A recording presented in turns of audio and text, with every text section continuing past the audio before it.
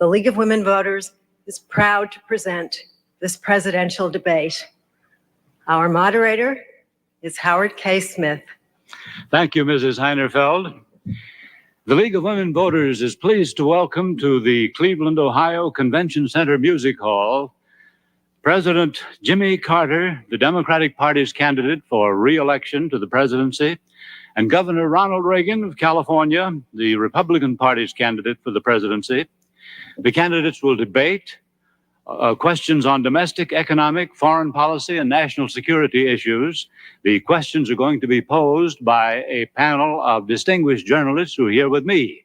They are Marvin Stone, the editor of the U.S. News and World Report, Harry Ellis, national correspondent of the Christian Science Monitor, William Hilliard, assistant managing editor of the Portland Oregonian, Barbara Walters, correspondent, ABC News. The ground rules for this, as agreed by you gentlemen, are these. Each panelist down here will ask a question, the same question, to each of the two candidates. After the two candidates have answered, a panelist will ask follow-up questions to try to sharpen the answers. The candidates will then have an opportunity each to make a rebuttal. That will constitute the first half of the debate, and I will state the rules for the second half later on. Some other rules: the candidates are not permitted to bring prepared notes to the podium, but are permitted to make notes during the debate. If the candidates exceed the allotted time agreed on, I will reluctantly but certainly interrupt. We ask the convention center audience here to abide by one ground rule: please do not applaud or express approval or disapproval during the debate. Now, based on a toss of the coin, Governor Reagan will respond to the first question from Marvin Stone. Governor, as you're well aware, the question of war and peace has emerged as a central issue in this campaign. In the give and take of recent weeks, President Carter has been criticized for responding late to aggressive Soviet impulses, for insufficient buildup of our armed forces, and a paralysis in dealing with Afghanistan and Iran. You have been criticized for being all too quick to advocate the use of lots of muscle, military action, to deal with foreign crises. Specifically, what are the differences between the two of you on the uses of American military power? I don't know what the differences might be because I don't know what Mr. Carter's policies are. I do know what he has said about mine. And I'm only here to tell you that I believe with all my heart that our first priority must be world peace, and that use of force is always and only a last resort when everything else has failed, and then only with regard to our national security. Now, I believe also that this meeting, this mission, this responsibility for preserving the peace, which I believe is a responsibility peculiar to our country, that we cannot shirk our responsibility as the leader of the free world because we're the only one that can do it. And therefore, the burden of maintaining the peace falls on us. And to maintain that peace requires strength. America has never gotten in a war because we were too strong. We can get into a war by letting events get out of hand as they have in the last 3.5 years under the foreign policies of this administration of Mr. Carter's, until we're faced each time with a crisis. And good management in preserving the peace requires that we control the events and try to intercept before they become a crisis. But I have seen 4 wars in my lifetime. I'm a father of sons. I have a grandson. I don't ever want to see another generation of young Americans bleed their lives into sandy beachheads in the Pacific or rice paddies and jungles in Asia or the muddy, bloody battlefields of Europe. Mr. Stone, do you have a follow-up question for the governor? Yes, Governor, we've been hearing that the defense buildup that you would associate yourself with would cost tens of billions of dollars more than is now contemplated. And assuming that the American people are ready to bear this cost, they nevertheless keep asking the following question. How do you reconcile huge increases in military outlays with your promise of substantial tax cuts and of balancing the budget, which in this fiscal year, one that just ended, ran more than $60 billion in the red? Well, Mr. Stone, I have submitted an economic plan that I've worked out in concert with a number of fine economists in this country, all of whom approve it and believe that over a 5-year projection, this plan can permit the extra spending for needed refurbishing of our defensive posture, that it can provide for a balanced budget by 1983, if not earlier, and that we can afford, along with the cuts that I have proposed in government spending, we can afford the tax cuts I have proposed, and probably mainly because Mr. Carter's economic policy has built into the next 5 years and on beyond that, a tax increase that will be taking $86 billion more next year out of the people's pockets than was taken this year. And my tax cut does not come close to eliminating that $86 billion increase. I'm only reducing the amount of the increase. In other words, what I'm talking about is not putting government back to getting less money than government's been getting, but simply cutting the increase in spending. The same question now goes to President Carter. President Carter, would you like to have the question repeated? Yes, President Carter, the question of war and peace, a central issue in this campaign. You've been criticized for, in the give and take, for responding late to aggressive Soviet impulses, for an insufficient buildup of our armed forces, and a paralysis in dealing with Afghanistan and Iran. Governor Reagan, on the other hand, has been criticized for being all too quick to advocate the use of lots of muscle military action to deal with foreign crises such as I mentioned. Specifically, what are the differences between the two of you on the uses of American military power? Mr. Stone, I've had to make thousands of decisions since I've been president, serving in the Oval Office. And with each one of those decisions that affect the future of my country, I have learned in the process. I think I'm a much wiser and more experienced man than I was when I debated 4 years ago against President Ford. I've also learned that there are no simple answers to complicated questions. H.L. Mencken said that for every problem, there's a simple answer. It would be neat and plausible and wrong. The fact is that this nation, in the 8 years before I became president, had its own military strength decrease. 7 out of 8 years, the budget commitments for defense went down, 37% in all. Since I've been in office, we've had a steady, carefully planned, methodical, but very effective increase in our commitment for defense.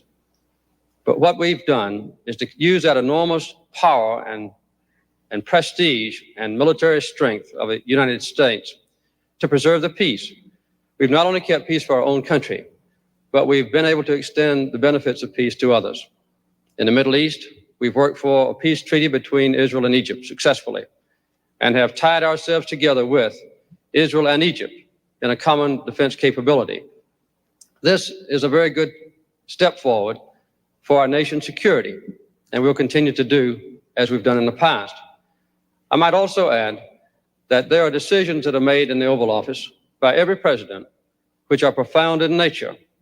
There are always troubled spots in the world, and how those troubled areas are addressed by a president alone in that Oval Office affects our nation directly. The involvement of the United States and also our American interest, that is a basic decision that has to be made so frequently by every president who serves. That's what I've tried to do successfully by keeping our country at peace. Mr. Stone, do you have a follow-up? Yes, I would like to be a little more specific on the use of military power, and let's talk about one area for a moment. Under what circumstances would you use military forces to deal with, for example, a shutoff of Persian Oil Gulf, if that should occur, or to counter a Russian expansion beyond Afghanistan into either Iran or Pakistan? I ask this question in view of charges that we are woefully unprepared to project sustained, and I emphasize the word sustained power in that part of the world. Mr. Stone, in my State of the Union address earlier this year, I pointed out that any threat to the stability or security of the Persian Gulf would be a threat to the security of our own country. In the past, we've not had an adequate military presence in that region. Now we have 2 major carrier task forces. We have access to facilities in 5 different areas of that region. And we've made it clear that working with our allies and others, that we are prepared to address any foreseeable eventuality which might interrupt commerce with that crucial area of the world. But in doing this, we have made sure that we address this question peacefully, not injecting American military forces into combat, but letting the strength of our nation be felt in a beneficial way. This, I believe, has assured that our interests will be protected in the Persian Gulf region, as we've done in the Middle East and throughout the world. Governor Reagan, you have a minute to comment or rebut. Well, yes, I question the figure about the decline in defense spending under the 2 previous administrations in the preceding 8 years to this administration. I would call to your attention that we were in a war that wound down during those 8 years, which of course made a change in military spending because of turning from war to peace. I also would like to point out that Republican presidents in those years, faced with a Democratic majority in both houses of the Congress, found that their requests for defense budgets were very often cut.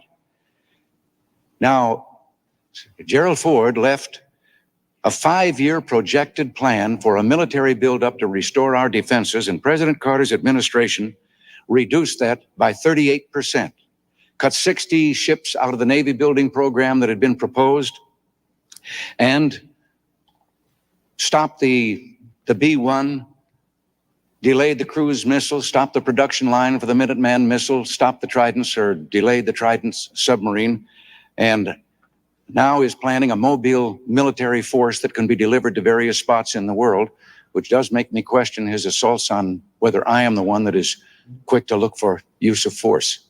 President Carter, you have the last word on this question. Well, there are various elements of defense. One is to control nuclear weapons, which I hope we'll get to later on, because that's the most important single issue in this campaign. Another one is how to address troubled areas of the world. I think habitually, Governor Reagan has advocated the injection of military forces into troubled areas, when I and my predecessors, both Democrats and Republicans, have advocated resolving those troubles and those difficult areas of the world peacefully, diplomatically, and through negotiation. In addition to that, the buildup of military forces is good for our country because we've got to have military strength in order to preserve the peace. But I'll always remember that the best weapons are the ones that are never fired in combat, and the best soldier is one who never has to lay his life down on the field of battle. Strength is imperative for peace, but the 2 must go hand in hand. Thank you, gentlemen. The next question is from Harry Ellis to President Carter. Mr. President, when you were elected in 1976, the consumer price index stood at 4.8%. It now stands at more than 12%. Perhaps more significantly, the nation's broader underlying inflation rate has gone up from 7 to 9%. Now, a part of that was due to external factors beyond U.S. control, notably the more than doubling of oil prices by OPEC last year. Because the United States remains vulnerable to such external shocks, can inflation, in fact, be controlled? If so, what measures would you pursue in a second term? Again, it's important to put the situation into perspective. In 1974, we had a so-called oil shock, wherein the price of OPEC oil was raised to an extraordinary degree. We had an even worse oil shock in 1979. In 1974, we had the worst recession, the deepest and most penetrating recession since the Second World War. The recession that resulted this time was the briefest we've had since the Second World War. In addition, we've brought down inflation. Early this year, the first quarter, we did have a very severe inflation pressure brought about by the OPEC price increase. It averaged about 18% the first quarter of this year. The second quarter, we had dropped it down to about 13%. The most recent figures, the last 3 months of the third quarter of this year, the inflation rate is 7%. Still too high, but it illustrates very vividly that in addition to providing an enormous number of jobs, 9 million new jobs in the last 3.5 years, that the inflationary threat is still urgent on us. I noticed that Governor Reagan recently mentioned the Reagan-Kemp-Roth proposal, which his own running mate, George Bush, described as voodoo economics. and said that it would result in a 30% inflation rate. And Business Week, which is not a Democratic publication, said that this Reagan-Kemp-Roth proposal, and I quote them, I think, was completely irresponsible and would result in inflationary pressures which would destroy this nation. So our proposals are very sound and very carefully considered to stimulate jobs, to improve the industrial complex of this country, to create tools for American workers, and at the same time would be anti-inflationary in nature. So to add 9 million new jobs, to control inflation, and to plan for the future with the energy policy now intact as a foundation is our plan for the years ahead. Mr. Ellis, do you have a follow-up question from Mr. Carter? Yes, Mr. President, you have mentioned the creation of 9 million new jobs. At the same time, the unemployment rate still hangs high, as does the inflation rate. Now, I wonder, can you tell us what additional policies you would pursue in a second administration in order to try to bring down that inflation rate? And would it be an act of leadership to tell the American people they're going to have to sacrifice to adopt a leaner lifestyle for some time to come? Yes, we have demanded that the American people sacrifice, and they've done very well. As a matter of fact, we are importing today about 1/3 less oil from overseas than we did just a year ago. We've had a 25% reduction since the first year I was in office. At the same time, as I said earlier, we have added about 9 million net new jobs in that period of time, a record never before achieved. Also, the new energy policy has been predicated on two factors. One, conservation, which requires sacrifice, and the other one, increase in production of American energy, which is going along very well. More coal this year than ever before in history. More oil and gas wells drilled this year than ever before in history. The new economic revitalization program that we have in mind, which will be implemented next year, would result in tax credits, which would let business invest in new tools and new factories to create even more new jobs, about 1 million in the next 2 years. And we also have planned a youth employment program, which would encompass 600,000 jobs for young people. This has already passed the House, now has an excellent prospect to pass the Senate. Now, the same question goes to Governor Reagan. Governor Reagan, would you like to have the question repeated? Governor Reagan, during the past 4 years, the consumer price index has risen from 4.8% to currently over 12%. And perhaps more significantly, the nation's broader underlying rate of inflation has gone up from 7 to 9%.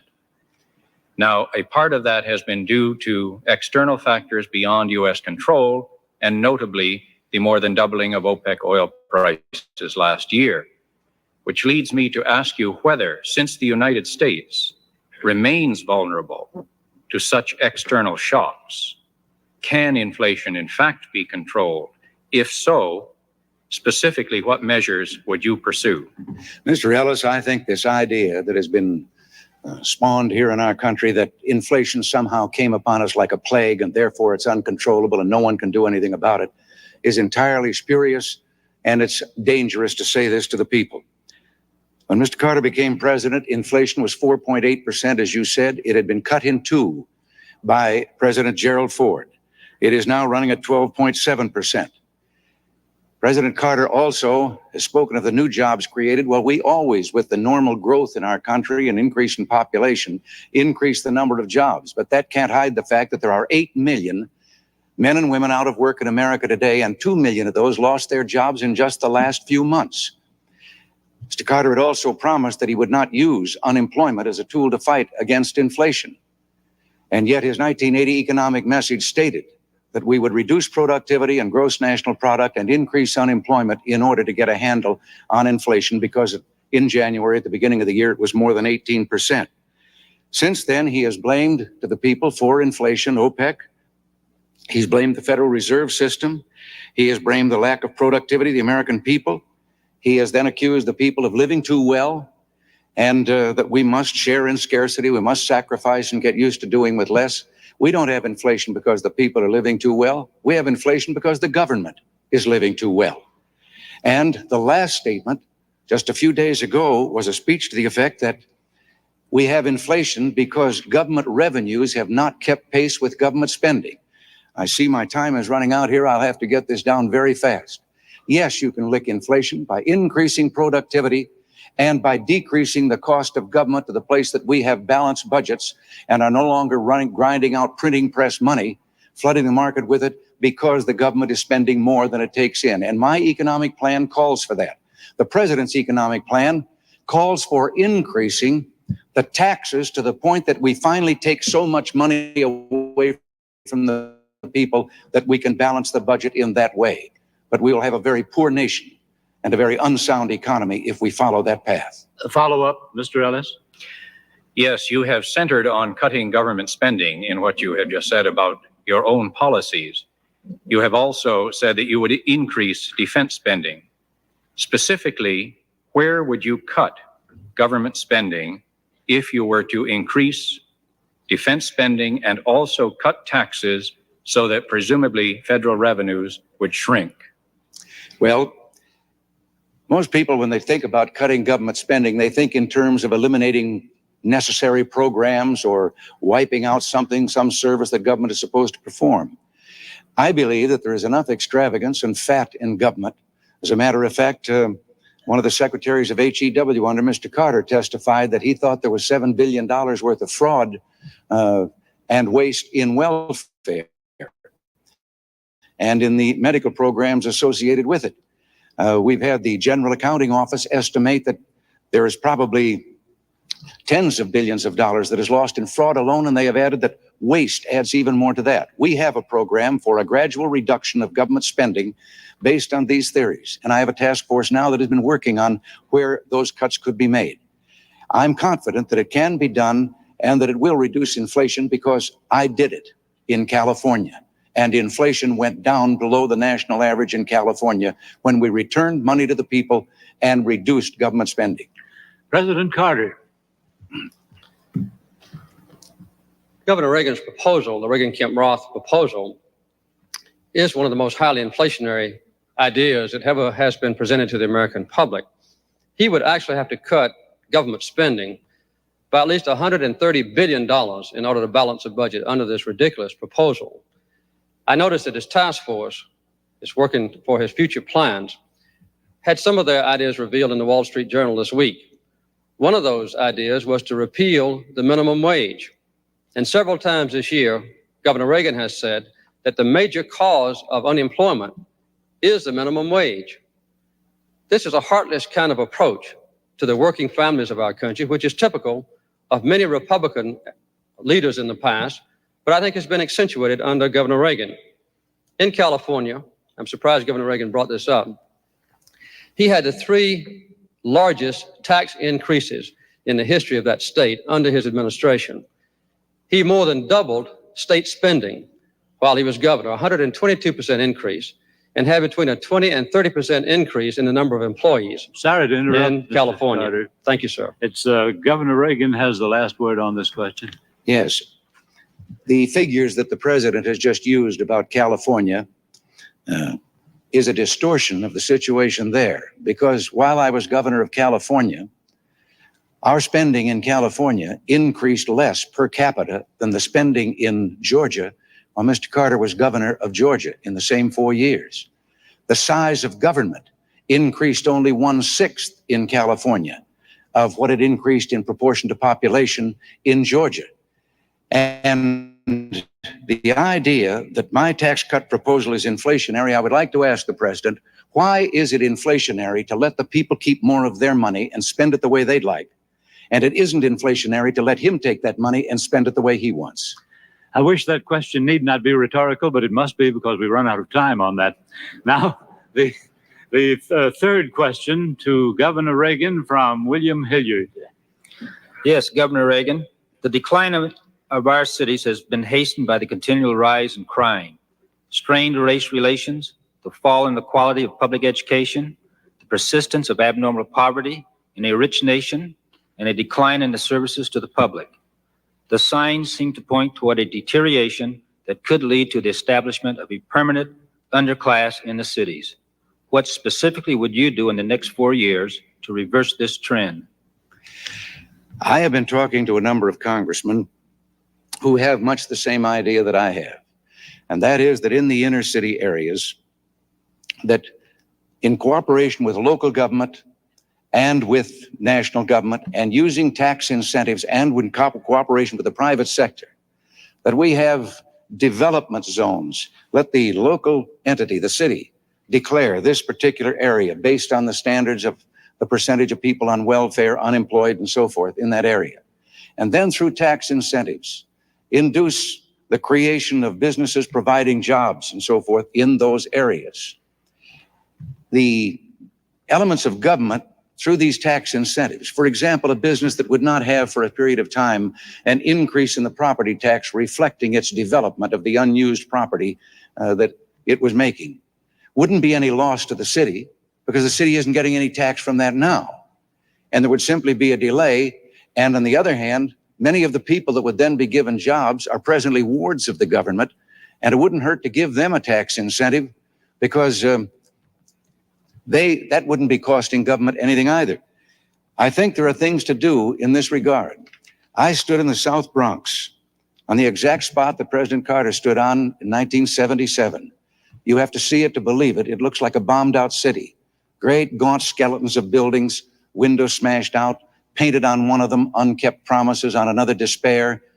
And this was the spot at which President Carter had promised that he was going to bring in a vast program to rebuild this department. There are this area, there are whole blocks of land that are left bare, just bulldozed down flat. And nothing has been done, and they are now charging to take tourists through there to see this terrible desolation.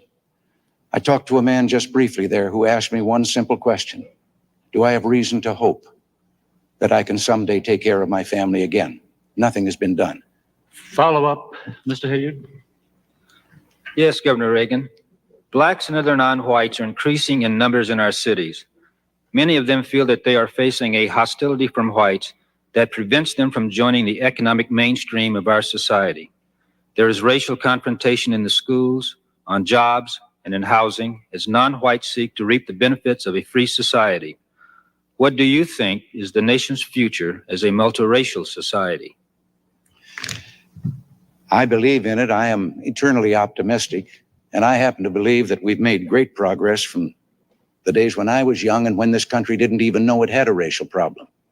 I know those things can grow out of despair in an inner city, when there's hopelessness at home, lack of work, and so forth. But I believe that all of us together, and I believe the presidency is what Teddy Roosevelt said it was. It's a bully pulpit. And I think that something can be done from there, because the goal for all of us should be that one day things will be done neither because of nor in spite of any of the differences between us, ethnic differences or racial differences, whatever they may be, that we will have total equal opportunity for all people. And I would do everything I could in my power to bring that about. Mr. Hilliard, would you repeat your question for President Carter? President Carter, the decline of our cities has been hastened by the continual rise in crime, strained race relations, the fall in the quality of public education, the persistence of abnormal poverty in a rich nation, and a decline in services to the public. The signs seem to point toward a deterioration that could lead to the establishment of a permanent underclass in the cities. What specifically would you do in the next 4 years to reverse this trend? Thank you, Mr. Hilliard. When I was campaigning in 1976, everywhere I went, the mayors and local officials were in despair about the rapidly deteriorating central cities of our nation.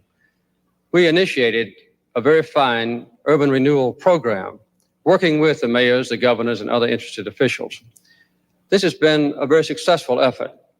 That's one of the main reasons that we've had such an increase in the number of people employed.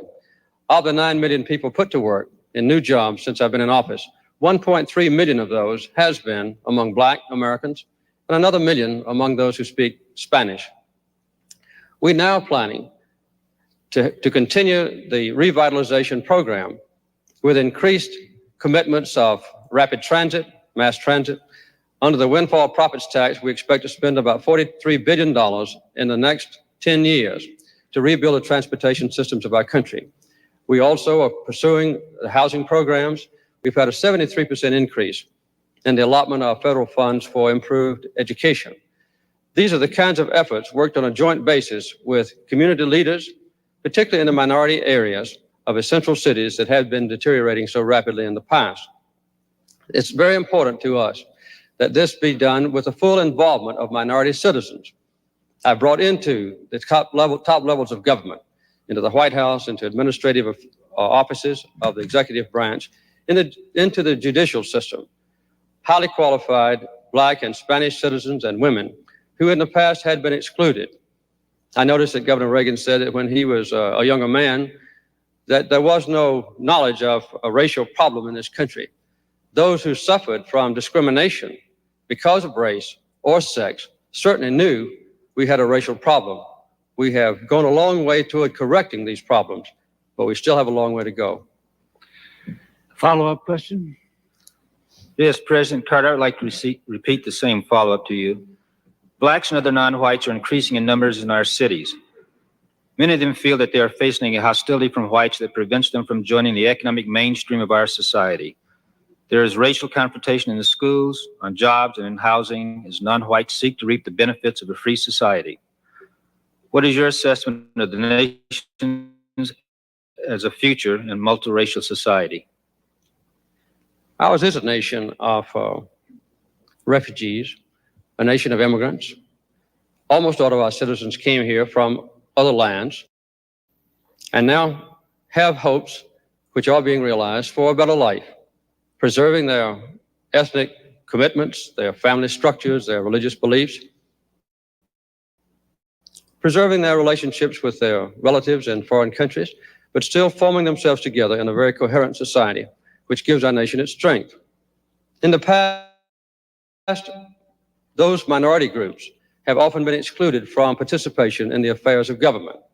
Since I've been president, I've appointed, for instance, more than twice as many Black federal judges as all previous presidents in the history of this country. I've done the same thing in the appointment of women and also Spanish-speaking Americans, to involve them in administration of government and a feeling that they belong to the societal structure that makes decisions in the judiciary and in the executive branch is a very important commitment, which I am trying to realize and will continue to do so in the future. Governor Reagan, you have a minute for rebuttal. Yes, the president talks of government programs, and they have their place. But as governor, when I was at that end of the line and receiving some of these grants for government programs, I saw that so many of them were dead end. They were public employment for these people who really want to get out into the private job market where there are jobs with a future. Now, the president spoke a moment ago about that I was against the minimum wage. I wish he could have been with me when I sat with a group of teenagers who were Black and who were telling me about their unemployment problems, and that it was the minimum wage that had done away with the jobs that they once could get. And indeed, every time it has increased, you will find that there is an increase in minority unemployment among young people. And therefore, I have been in favor of a separate minimum for them. With regard to the great progress that has been made with this government spending, the rate of Black unemployment in Detroit, Michigan is 56%. President Carter, you have the last word on this question. Well, it's obvious that we still have a long way to go in fully incorporating the minority groups into the mainstream of American life. We have made good progress. And there's no doubt in my mind that the commitment to unemployment compensation, the minimum wage, welfare, national health insurance, those kinds of commitments that have typified the Democratic Party since ancient history in this country's political life are a very important element of the future. In all those elements, Governor Reagan has repeatedly spoken out against them, which to me shows a very great insensitivity to giving deprived families a better chance in life. This, to me, is a very important difference between him and me in this election, and I believe the American people will judge accordingly. There is no doubt in my mind that in the downtown central cities, with the new commitment on an energy policy, with a chance to revitalize homes and to make them more fuel efficient, with a chance for a synthetic fuels program, solar power, this will give us an additional opportunity for jobs which will pay rich dividends. Thank you, gentlemen. Now for the fourth question to President Carter from Barbara Walters. Mr. President, the eyes of the country tonight are on the hostages in Iran. I realize this is a sensitive area, but the question of how we respond to acts of terrorism goes beyond this current crisis. Other countries have policies that determine how they will respond. Israel, for example, considers hostages like soldiers and will not negotiate with terrorists. For the future, Mr. President, the country has the right to know, do you have a policy for dealing with terrorism wherever it might happen? And what have we learned from this experience in Iran that might cause us to do things differently if this or something similar happens again? Barbara, one of the blights on this world is the threat and the activities of terrorists. At one of the recent economic summit conferences between myself and the other leaders of the Western world, we committed ourselves to take strong action against terrorism. Airplane hijacking was one of the elements of that commitment. There is no doubt that we have seen in recent years, in recent months, additional acts of violence against Jews in France, and of course against those who live in Israel by the PLO and other terrorist organizations. Ultimately, the most serious terrorist threat is if one of those radical nations who believe in terrorism as a policy should have atomic weapons. Both I and all my predecessors have had a deep commitment to controlling the proliferation of nuclear weapons in countries like Libya or Iraq. We have even alienated some of our closest trade partners because we have insisted upon the control of the spread of nuclear weapons to those potentially terrorist countries. When Governor Reagan has been asked about that, he makes a very disturbing comment that non-proliferation or the control of the spread of nuclear weapons is none of our business. And when he was asked specifically recently about Iraq, he said there's nothing we can do about it. This ultimate terrorist threat is the most fearsome of all, and it's part of a pattern where our country must stand firm to control terrorism of all kinds. Ms. Walters, a follow-up? Yes, while we are discussing policy, had Iran not taken American hostages, I assume that in order to preserve our neutrality, we would have stopped the flow of spare parts and vital war materials once war broke out between Iraq and Iran. Now we're offering to lift the ban on such goods if they let our people come home. Doesn't this reward terrorism, compromise our neutrality, and possibly antagonize nations now friendly to us in the Middle East? We will maintain our position of neutrality in the Iran and Iraq war. We have no plans to sell additional material or goods to Iran that might be of a warlike nature. When I made my decision to stop all trade with Iran as a result of a taking of our hostages, I announced then and have consistently maintained since then that if the hostages are released safely, that we would make delivery on those items which Iran owns, which they have bought and paid for.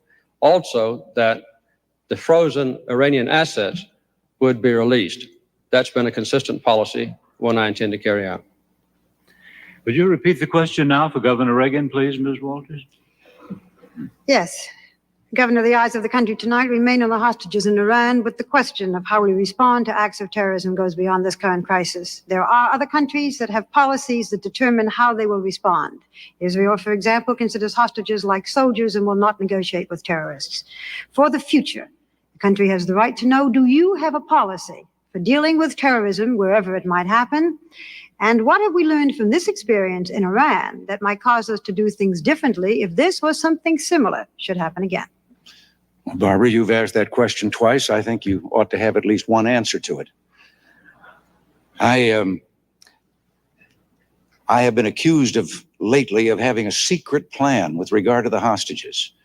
Now, this comes from an answer that I've made at least 50 times during this campaign to the press, which is that the question would be, have you any ideas of what you would do if you were there? And I said, well, yes. And I think that anyone that's seeking this position, as well as other people probably, have thought to themselves, what about this? What about that? These are just ideas of what I would think of if I were in that position and had access to the information in which I would know all the options that were open to me. I have never answered the question, however, second, the one that says, well, tell me, what are some of those ideas? First of all, I would be fearful that I might say something that was presently underway or in negotiations and thus expose it and endanger the hostages. And sometimes I think some of my ideas might involve quiet diplomacy where you don't say in advance or say to anyone what it is you're thinking of doing. Your question is difficult to answer because in the situation right now, no one wants to say anything that would inadvertently delay in any way the return of those hostages if there is a chance of their coming home soon, or that might cause them harm. What I do think should be done once they are safely here with their families and that tragedy is over, and we've endured this humiliation for just lacking 1 week of a year now, then I think it is time for us to have a complete investigation as to the diplomatic efforts that were made in the beginning, why they have been there so long, and when they come home, what did we have to do in order to bring that about? What arrangements were made? And I would suggest that Congress should hold such an investigation. In the meantime, I'm going to continue praying that they'll come home. Follow-up question. Well, I would like to say that neither candidate answered specifically the question of a specific policy for dealing with terrorism, but I will ask Governor Reagan a different follow-up question. You've had suggested that there would be no Iranian crisis had you been president, because we would have given firmer support to the Shah. But Iran is a country of 37 million people who were resisting a government they regarded as dictatorial. My question is not whether the Shah's regime was preferable to the Ayatollahs, but whether the United States has the power or the right to try to determine what form of government any country will have, and do we back unpopular regimes whose major merit is that they are friendly to the United States? The degree of unpopularity of a regime, when the choice is total authoritarianism, totalitarianism, I should say, in the alternative government, makes one wonder whether you are being helpful to the people. And we've been guilty of that. Because someone didn't meet exactly our standards of human rights, even though they were an ally of ours, instead of trying patiently to persuade them to change their ways, we have, in a number of instances, aided a revolutionary overthrow which results in complete totalitarianism instead for those people. And I think that this is a kind of a hypocritical policy when at the same time we're maintaining a détente with the one nation in the world where there are no human rights at all, the Soviet Union. Now, there was a second phase in the Iranian affair in which we had something to do with that. And that was we had adequate warning that there was a threat to our embassy, and we could have done what other embassies did, either strengthen our security there or remove our personnel before the kidnap and the takeover took place. Governor, I'm sorry, I must interrupt. President Carter, you have a minute for rebuttal. I didn't hear any comment from Governor Reagan about what he would do to stop or to reduce terrorism in the future. What the Western allies did decide to do is to stop all air flights, commercial air flights to any nation involved in terrorism or the hijacking of airplanes or the harboring of hijackers. Secondly, we all committed ourselves, as have all my predecessors in the Oval Office, not to permit the spread of nuclear weapons to a terrorist nation or to any other nation that does not presently have those weapons or capabilities for explosives. Third, not to make any sales of material or weapons to a nation which is involved in terrorist activities. And lastly, not to deal with the PLO until and unless the PLO recognizes Israel's right to exist and recognizes UN Resolution 242 as a basis for Middle East peace. These are a few of the things to which our nation is committed, and we will continue with these commitments. Governor Reagan, you have the last word on that question. Yes, I have no quarrel whatsoever with the things that have been done, because I believe it is high time that the civilized countries of the world made it plain that there is no room worldwide for terrorism. There will be no negotiation with terrorists of any kind. And while I have a last word here, I would like to correct a misstatement of fact by the president's. I have never made the statement that he suggested about nuclear proliferation, and nuclear proliferation or the trying to halt it would be a major part of a foreign policy of mine. Thank you, gentlemen. That is the first half of the debate. Now the rules for the second half, quite simple. They're only complicated when I explain them. In second half, the panelists with me will have no follow-up questions. Instead, after the panelists have asked a question the candidates have answered, each of the candidates will have 2 opportunities to follow up, to question, to rebut, or just to comment on his opponent's statement. Governor Reagan will respond in this section to the first question from Marvin Stone. Governor Reagan, arms control. The president said it was the single most important issue. Both of you have expressed the desire to end the nuclear arms race with Russia, but by methods that are vastly different. You suggest that we scrap the SALT II treaty already negotiated and intensify the buildup of American power to induce the Soviets to sign a new treaty, one more favorable to us. Yes. President Carter, on the other hand, says he will again try to convince a reluctant Congress to ratify the present treaty on the grounds it's the best we can hope to get. Now, both of you cannot be right. Will you tell us why you think you are? Yes, I think I'm right because I believe that we must have a consistent foreign policy, a strong America, and a strong economy.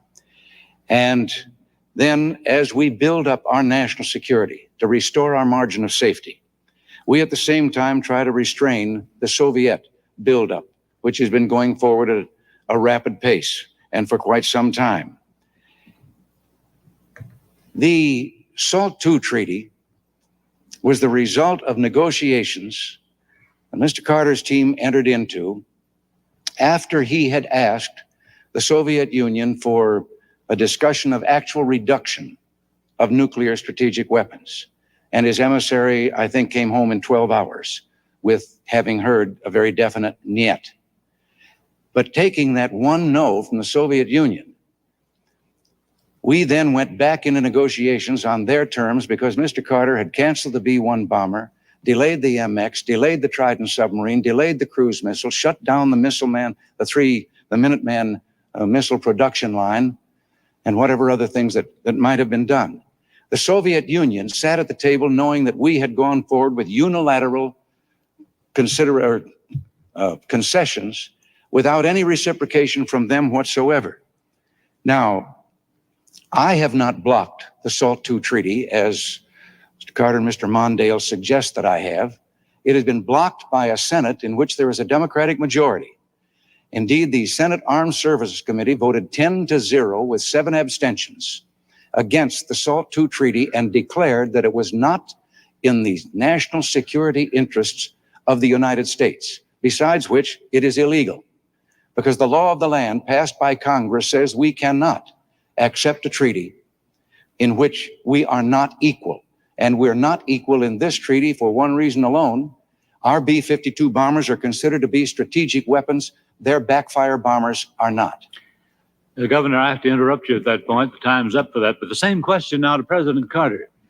Yes, President Carter, both of you have expressed the desire to end the nuclear arms race with Russia, but through vastly different methods. The governor suggests we scrap the SALT II treaty, which you negotiated in Vienna, signed in Vienna, intensify the buildup of American power to induce the Soviets to sign a new treaty, one more favorable to us. You, on the other hand, say you will again try to convince a reluctant Congress to ratify the present treaty on the grounds it is the best we can hope to get from the Russians. You cannot both be right. Will you tell us why you think you are? Yes, I'll be glad to.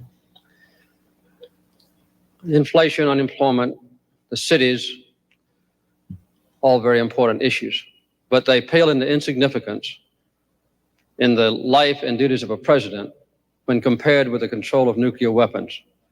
Every president who has served in the Oval Office since Harry Truman has been dedicated to the proposition of controlling nuclear weapons, to negotiate with the Soviet Union, balanced, controlled, observable, and then reducing levels of atomic weaponry. There is a disturbing pattern in the attitude of Governor Reagan. He has never supported any of those arms control agreements. The limited test ban, SALT I, nor the anti-ballistic missile treaty, nor the Vladivostok treaty negotiated with the Soviet Union by President Ford, and now he wants to throw into the wastebasket a treaty to control nuclear weapons on a balanced and equal basis between ourselves and the Soviet Union, negotiated over a 7-year period by myself and my 2 Republican predecessors. The Senate has not voted yet on the Strategic Arms Limitation Treaty. There have been preliminary skirmishings in the committees of the Senate, but the treaty has never come to the floor of the Senate for either a debate or a vote. It's understandable that a senator in the preliminary debates can make an irresponsible statement or maybe an ill-advised statement. You've got 99 other senators to correct that mistake, if it is a mistake. But when a man who hopes to be president says, take this treaty, discard it, do not vote, do not debate, do not explore the issues, do not finally capitalize on this long negotiation, that is a very dangerous and disturbing thing. Governor Reagan, you have an opportunity to rebut that. Yes, I'd like to respond very much. First of all, the Soviet Union, if I have been critical of some of the previous agreements, it's because we've been out-negotiated for quite a long time. And they have managed, in spite of all of our attempts at arms limitation, to go forward with the biggest military buildup in the history of man.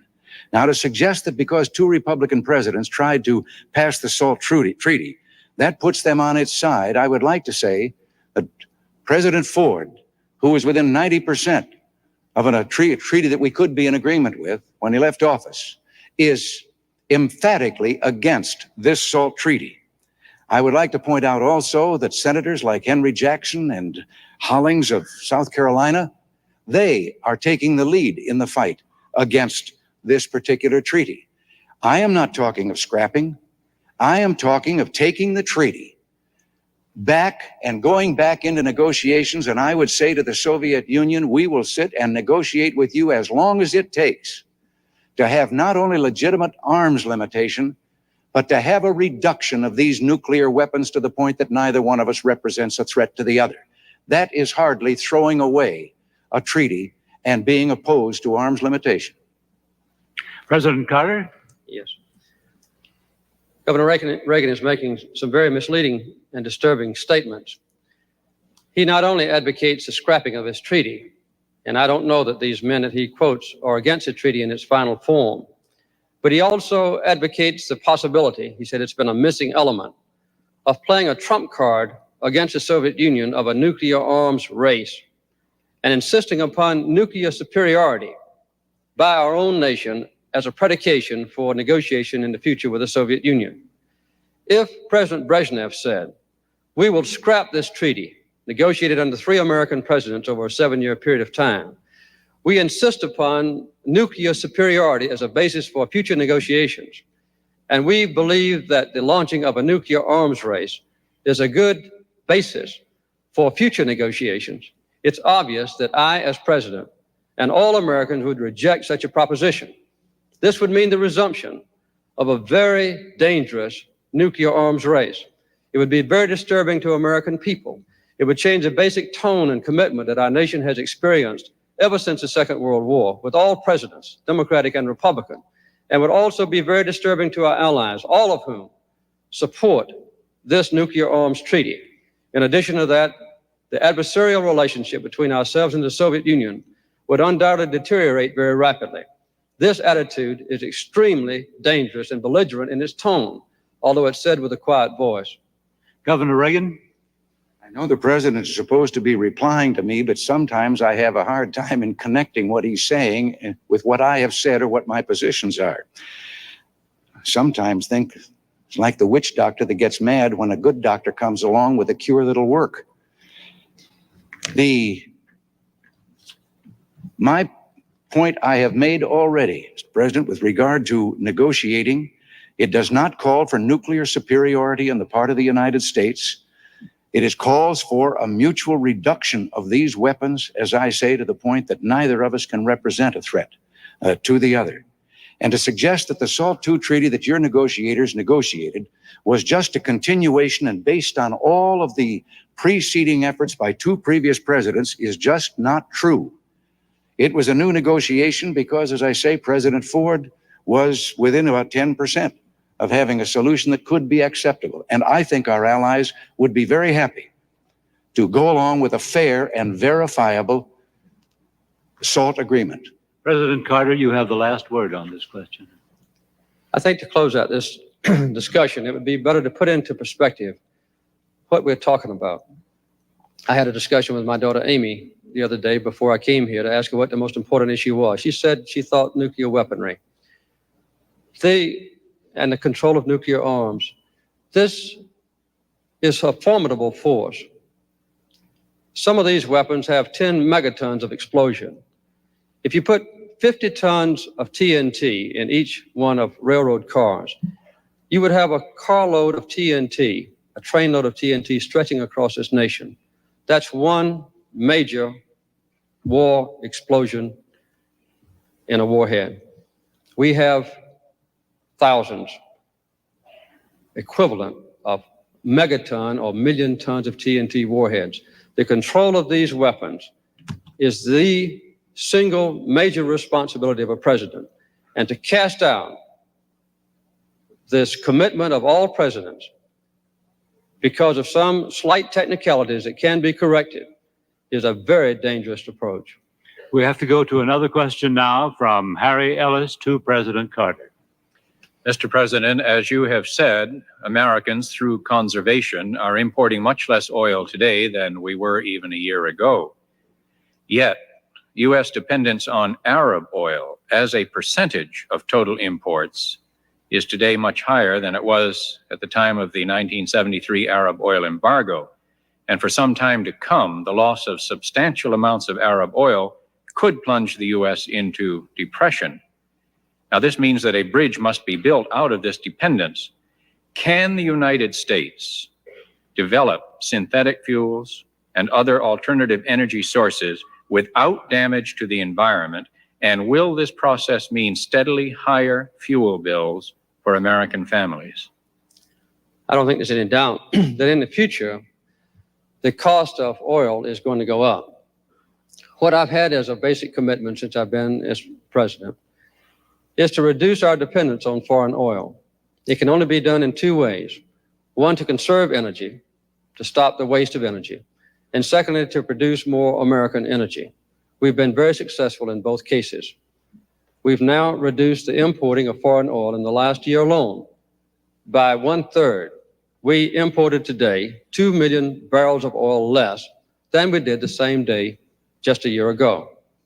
This commitment has been opening up a very bright vista for our nation in the future, because with the windfall profits tax as a base, we now have an opportunity to use American technology and American ability and American natural resources to expand rapidly the production of synthetic fuels, yes.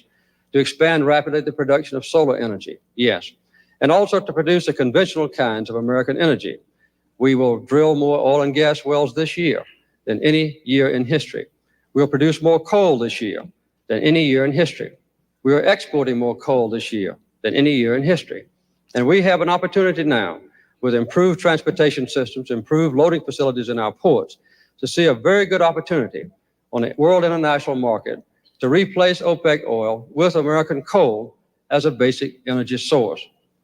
This exciting future will not only give us more energy security, but will also open up vast opportunities for Americans to live a better life and to have millions of new jobs associated with this new and very dynamic industry. And yet, U.S. reliance on Arab oil as a percentage of total imports is much higher today than it was during the 1973 Arab oil embargo. And the substantial loss of Arab oil could plunge the United States into depression. The question is whether the development of alternative energy sources in order to reduce this dependence can be done without damaging the environment, and will it mean for American families steadily higher fuel bills? I'm not so sure that it means steadily higher fuel costs, but I do believe that this nation has been portrayed for too long a time to the people as being energy poor when it is energy rich. The coal that the president mentioned, yes, we have it, and yet 1/8 of our total coal resources is not being utilized at all right now. The mines are closed down. There are 22,000 miners out of work. Most of this is due to regulations which either interfere with the mining of it or prevent the burning of it. With our modern technology, yes, we can burn our coal within the limits of the Clean Air Act. I think as technology improves, we'll be able to do even better with that. The other thing is that we have only leased out and begun to explore 2% of our outer continental shelf for oil, where it is believed by everyone familiar with that fuel and that source of energy that there are vast supplies yet to be found. Our government has, in the last year or so, taken out of multiple use millions of acres of public lands that once were, while they were public lands, subject to multiple use exploration for minerals and so forth. It is believed that probably 70% of the potential oil in the United States is probably hidden in those lands, and no one is allowed to even go and explore to find out if it is there. This is particularly true of the recent efforts to shut down part of Alaska. Nuclear power, there were 36 power plants planned in this country. And let me add the word safety. It must be done with the utmost of safety. But 32 of those have given up and canceled their plans to build. And again, because government regulations and permits and so forth make it take more than twice as long to build a nuclear plant in the United States as it does to build one in Japan or in Western Europe.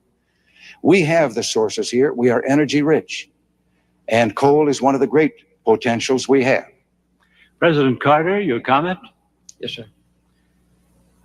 To repeat myself, we have this year the opportunity, which we'll realize, to produce 800 million tons of coal, an unequaled record in the history of our country.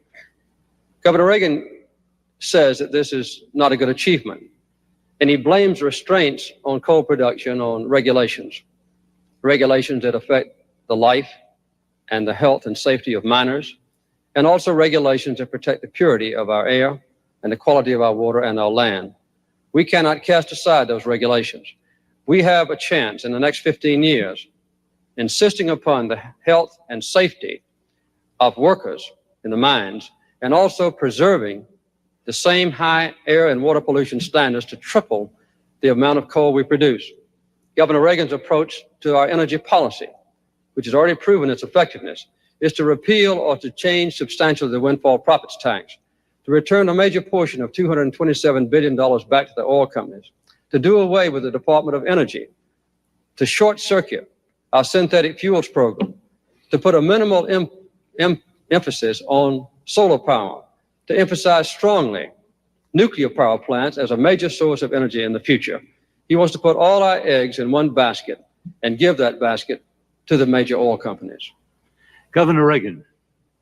That is a misstatement, of course, of my position. I just happen to believe that free enterprise can do a better job of producing the things that people need than government can. The Department of Energy has a multi-billion-dollar budget in excess of $10 billion. It hasn't produced a quart of oil or a lump of coal or anything else in the line of energy. And for Mr. Carter to suggest that I want to do away with the safety laws and with the laws that pertain to clean water and clean air and so forth, as governor of California, I took charge of passing the strictest air pollution laws in the United States, the strictest air quality law that has ever been adopted in the United States. And we created an OSHA, an Occupational Safety and Health Agency for the protection of employees, before the federal government had one in place. And to this day, not one of its decisions or rulings has ever been challenged. So I think some of those charges are missing the point. I am suggesting that there are literally thousands of unnecessary regulations that invade every facet of business and indeed very much of our personal lives, that are unnecessary, that government can do without, that have added $130 billion to the cost of production in this country, and that are contributing their part to inflation. And I would like to see us a little more free as we once were. President Carter, another crack at that? Sure. As a matter of fact, the air pollution standard laws that were passed in California were passed over the objections of Governor Reagan. And this is a very well-known fact.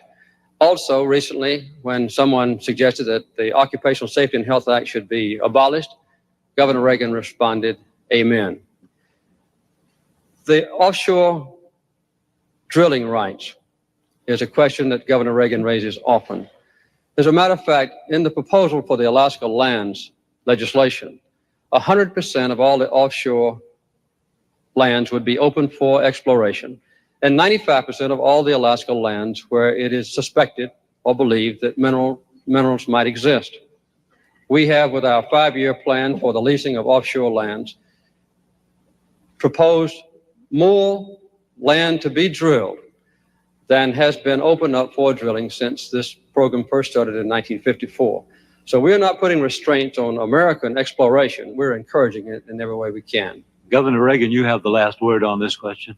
Yes, if it is a well-known fact that I opposed air pollution laws in California, the only thing I can possibly think of is that the president must be suggesting the law that the federal government tried to impose on the state of California, not a law, regulations, that would have made it impossible to drive an automobile within the city limits of any California city, or have a place to put it if you did drive it against their regulations. It would have destroyed the economy of California. And I must say we had the support of Congress when we pointed out how ridiculous this attempt was by the Environmental Protection Agency.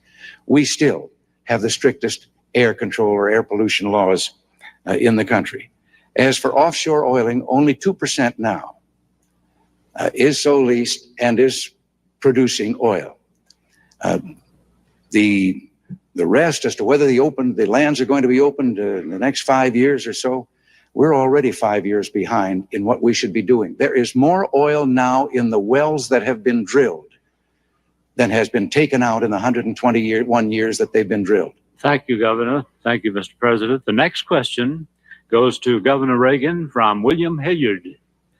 Governor Reagan, wage earners in this country, especially the young, are supporting a Social Security system that continues to affect their income drastically. The system is fostering a struggle between the young and the old and is drifting the country toward a polarization of these two groups. How much longer can the young wage earner expect to bear the ever-increasing burden of the Social Security system? The Social Security system was based on a false premise with regard to how fast the number of workers would increase and how fast the number of retirees would increase. It is actuarially out of balance. And this first became evident about 16 years ago. And some of us were voicing warnings then. Now it is trillions of dollars out of balance.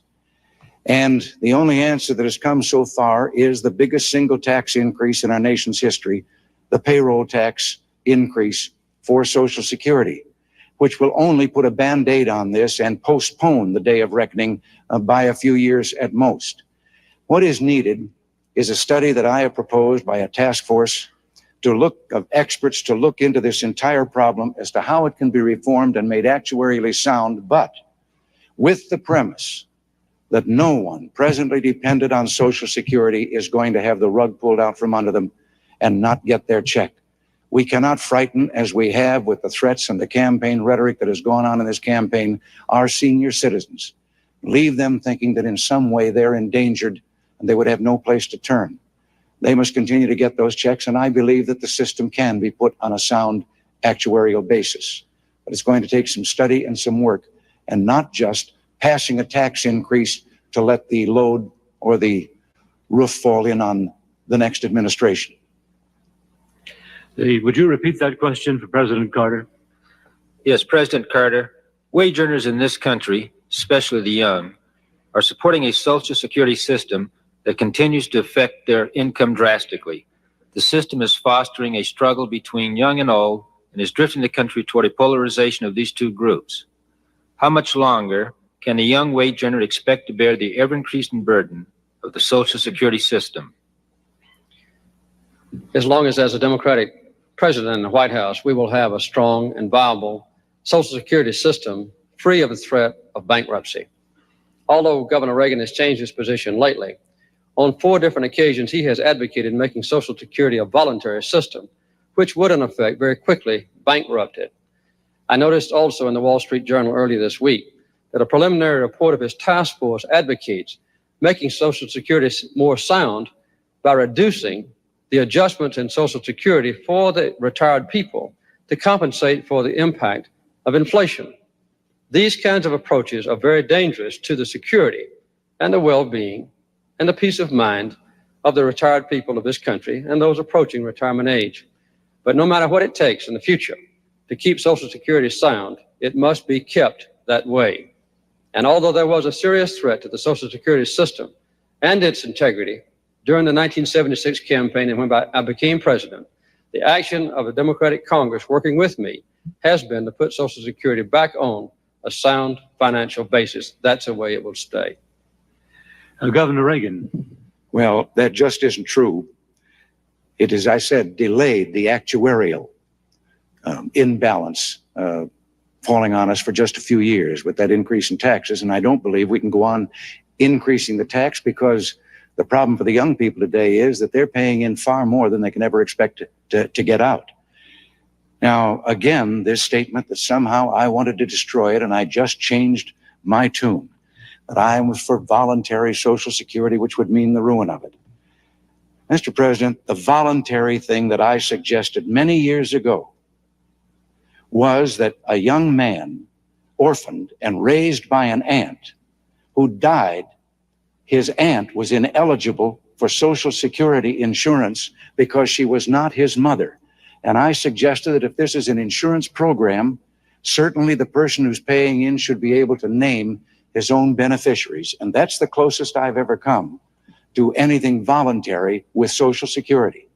I, too, am pledged to a Social Security program that will reassure these senior citizens of ours they're going to continue to get their money. There are some changes I'd like to make. I would like to make a change that discriminates in the regulations against a wife who works and finds that she then is faced with a choice between her father or her husband's benefits if he dies first, or what she has paid in, but it does not recognize that she has also been paying in herself and she is entitled to more than she presently can get. I'd like to change that. President Carter's rebuttal now. Right. These constant suggestions that the basic Social Security system should be changed does cause concern and consternation among the aged of our country. It's obvious that we should have a commitment to them, that Social Security benefits should not be taxed, and that there would be no peremptory change in the standards by which Social Security payments are made to the retired people. We also need to continue to index the Social Security payments so that if inflation rises, the Social Security payments would rise a commensurate degree, to let the buying power of the Social Security check continue intact. In the past, the relationship between Social Security and Medicare has been very important to provide some modicum of aid for senior citizens in the retention of health benefits. Governor Reagan, as a matter of fact, began his political career campaigning around this nation against Medicare. Now we have an opportunity to move toward national health insurance with an emphasis on the prevention of disease, an emphasis on outpatient care, not inpatient care, an emphasis on hospital cost containment to hold down the cost of hospital care for those who are ill, an emphasis on catastrophic health insurance, so that if a family is threatened with being wiped out economically because of a very high medical bill, then the insurance would help pay for it. These are the kind of elements of a national health insurance important to the American people. Governor Reagan, again, typically is against such a proposal. Governor? There you go again. When I opposed Medicare, there was another piece of legislation meeting the same problem before the Congress. I happened to favor the other piece of legislation and thought that it would be better for the senior citizens and provide better care than the one that was finally passed. I was not opposing the principle of providing care for them. I was opposing one piece of legislation as versus another. There is something else about Social Security, of course, that doesn't come out of the payroll tax. It comes out of the general fund, that something should be done about. I think it's disgraceful that the disability insurance fund in Social Security finds checks going every month to tens of thousands of people who are locked up in our institutions for crime or for mental illness, and they are receiving disability checks from Social Security every month while a state institution provides for all of their needs and their care. President Carter, you have the last word on this question.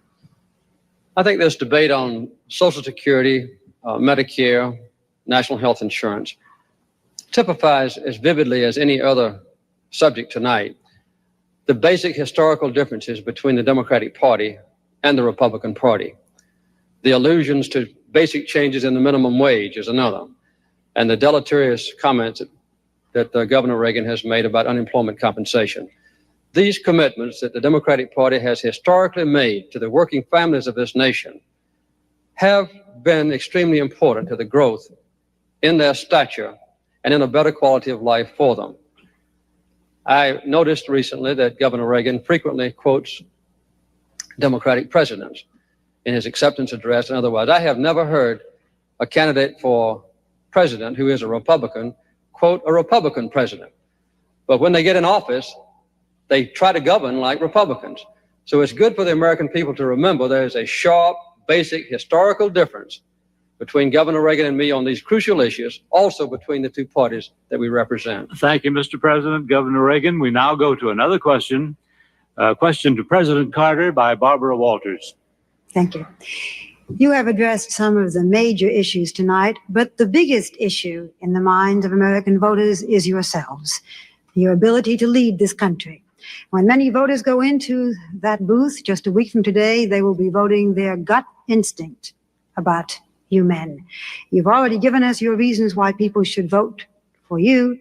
Now, would you please tell us for this, your final question, why they should not vote for your opponent, why his presidency could be harmful to the nation, and having examined both your opponent's record and the man himself, tell us his greatest weakness. Robert, reluctant as I am to say anything critical about Governor Reagan, I'll try to answer your question. First of all is the historical perspective that I've just described.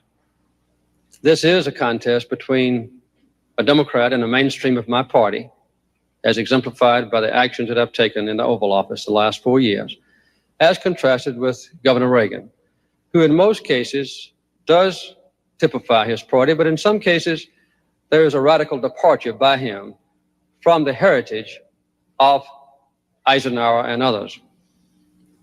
The most important, crucial difference in this election campaign, in my judgment, is the approach to the control of nuclear weaponry and the inclination to control or not to control the spread of atomic weapons to other nations that don't presently have it, particularly the terrorist nations.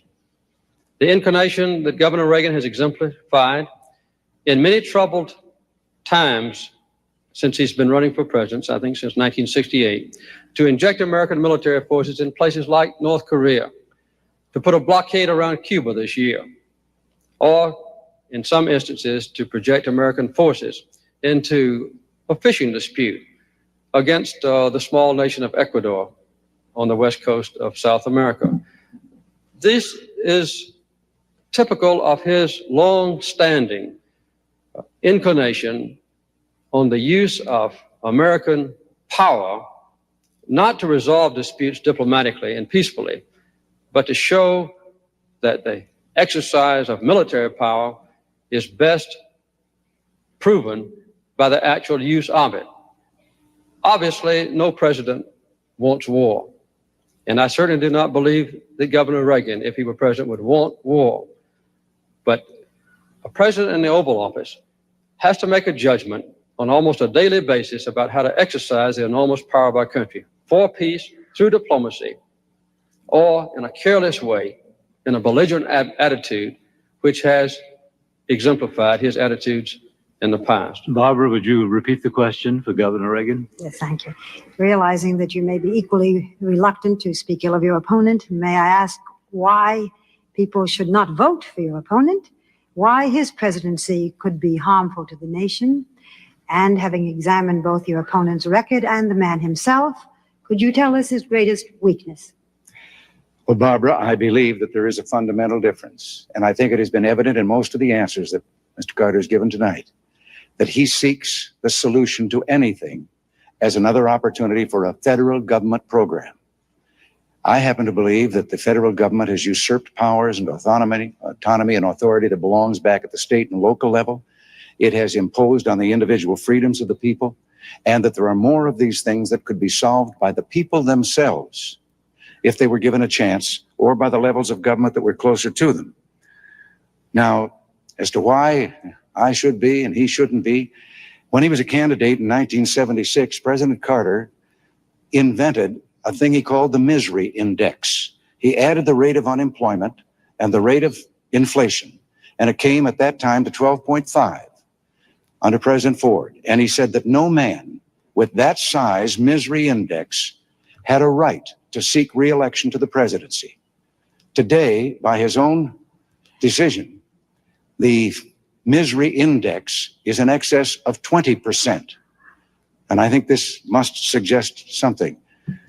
But when I have quoted a Democrat president, as the president says, I was a Democrat. I said many foolish things back in those days. But the president that I quoted had made a promise, a Democrat promise. And I quoted him because it was never kept. And today you would find that that promise is at the very heart of what republicanism represents in this country today. And that's why I believe there are going to be millions of Democrats that are going to vote with us this time around, because they too want that promise kept. It was a promise for less government and less taxes and more freedom for the people. President Carter. Yes. I mentioned the radical departure of Governor Reagan from the principles or ideals or historical perspective of his own party. I don't think this can be better illustrated than in the case with guaranteeing women equal rights under the Constitution of our nation. For 40 years, the Republican Party platforms called for guaranteeing women equal rights with a constitutional amendment. 6 predecessors of mine who served in the Oval Office called for this guarantee of women's rights. Governor Reagan and the new Republican Party has departed from this commitment. A very severe blow to the opportunity for women finally to correct discrimination under which they have suffered. When a man and a woman do the same amount of work, a man gets paid $1, a woman only gets paid 59 cents. And the Equal Rights Amendment only says that equality of rights shall not be abridged for women by the federal government or by the state governments. That's all it says. A simple guarantee of equality of opportunity, which typifies the Democratic Party and which is a very important commitment of mine, as contrasted with Governor Reagan's radical departure from the long-standing policies of his own party. Governor Reagan. Yes, Mr. President, once again, I happen to be against the amendment because I think the amendment will take this problem out of the hands of elected legislators and put it in the hands of unelected judges. I am for equal rights, and while you have been in office for 4 years and not one single state, and most of them have a majority of Democratic legislators, has added to the ratification or voted to ratify the Equal Rights Amendment, while I was governor more than 8 years ago, I found 14 separate instances where women were discriminated against in the body of California law. And I had passed and signed into law 14 statutes that eliminated those discriminations, including the economic ones that you have just mentioned, equal pay and so forth. I believe that if in all these years that we've spent trying to get the amendment, that we'd spent as much time correcting these laws as we did in California, and we were the first to do it. If I were president, I would also now take a look at the hundreds of federal regulations which discriminate against women and which go right on while everyone is looking for an amendment. I would have someone ride herd in those regulations, and we'd start eliminating those discriminations in the federal government against women. President Carter. Howard, I'm a Southerner, and I share the basic beliefs of my region about an excessive government intrusion into the private affairs of American citizens and also into the private affairs of the free enterprise system. One of the commitments that I made was to deregulate the major industries of this country. We've been remarkably successful with the help of the Democratic Congress. We've deregulated the air industry. the rail industry, the trucking industry, financial institutions, now working on the communications industry. In addition to that, I believe this element of discrimination is something that the South has seen so vividly as a blight on our region of the country, which has now been corrected. Not only racial discrimination, but discrimination against people that have to work for a living, because we have been trying to pick ourselves up by our bootstraps since the long Depression years and lead a full and useful life in the affairs of this country. We've made remarkable success. It's part of my consciousness and my commitment to continue this progress. So my heritage as a Southerner, my experience in the Oval Office, convinces me that what I've just described is a proper course for the future. Governor Reagan, yours is the last word.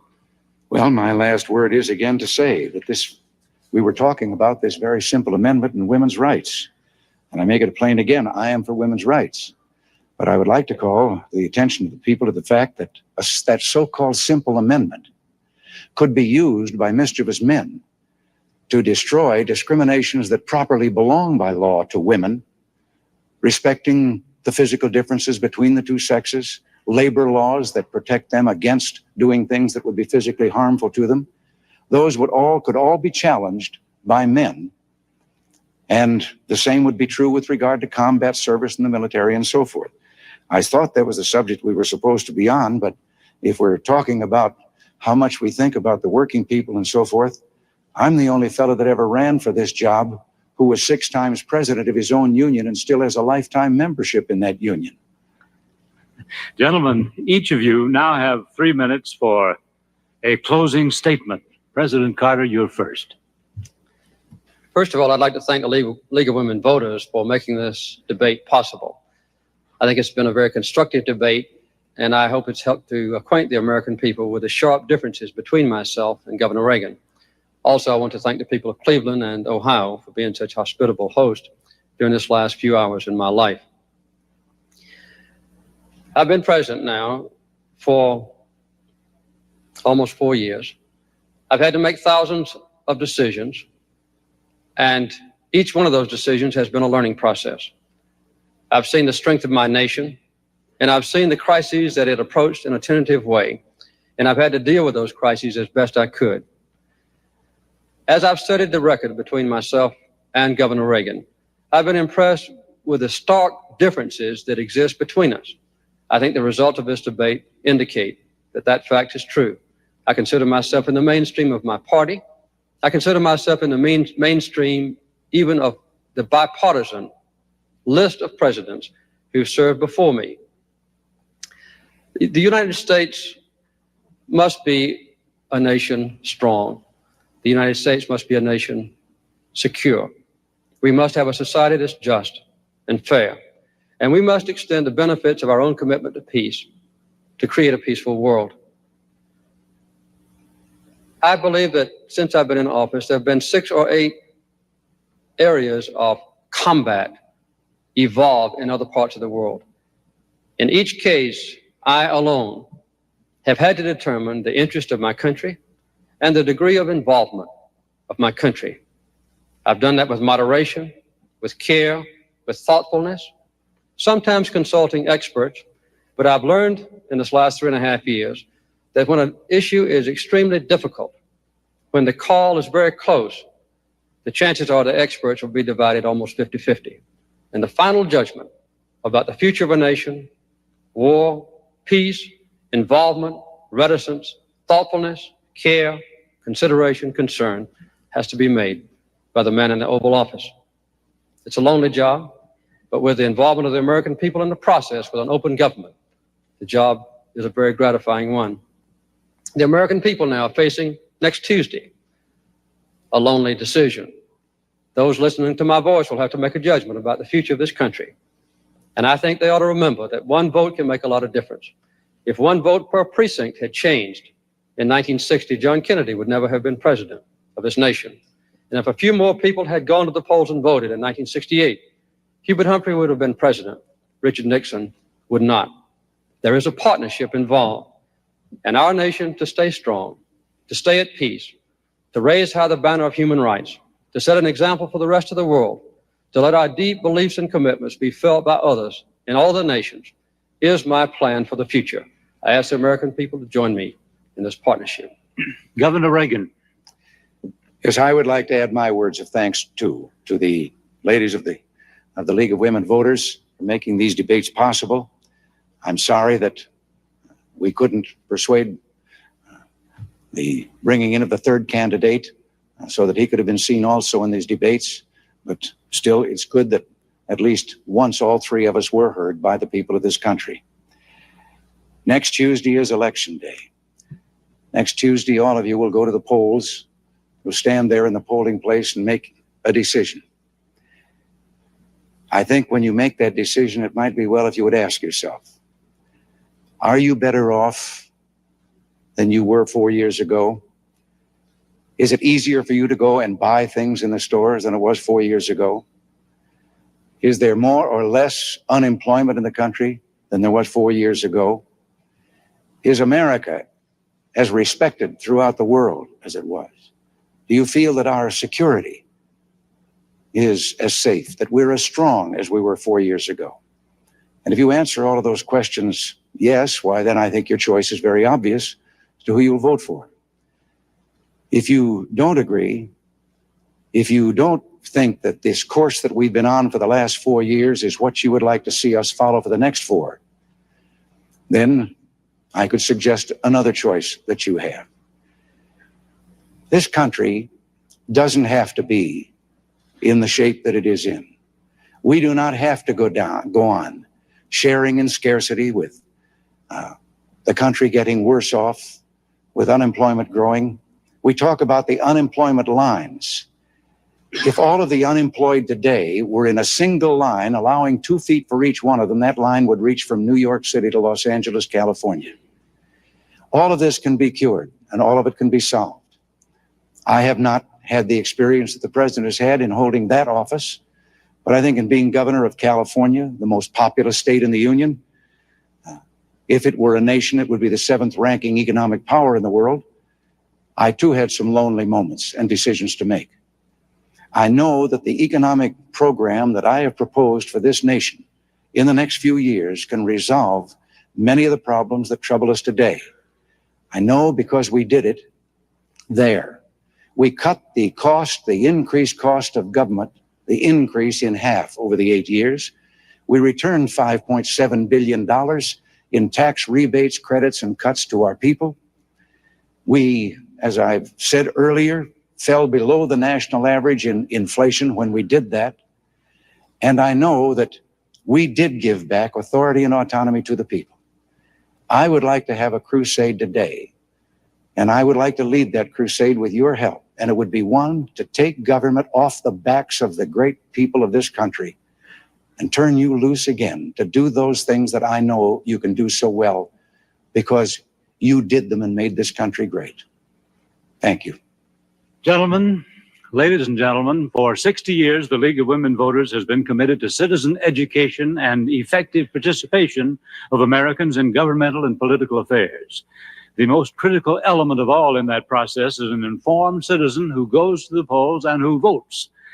On behalf of the League of Women Voters now, I would like to thank